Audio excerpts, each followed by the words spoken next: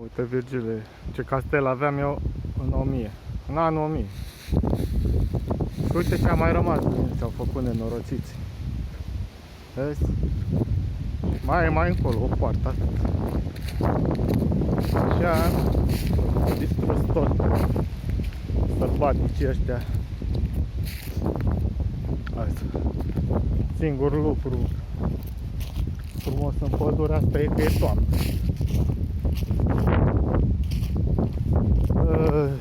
Au trecut 2000, au trecut 1000 de ani. Asta vedem. Am ajuns cu greu aici.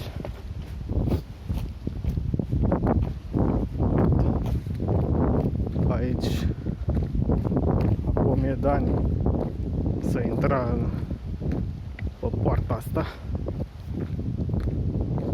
Foarte frumos aici. Din păcate, l-au dărâmat ce-au făcut ei de-a lungul timpului.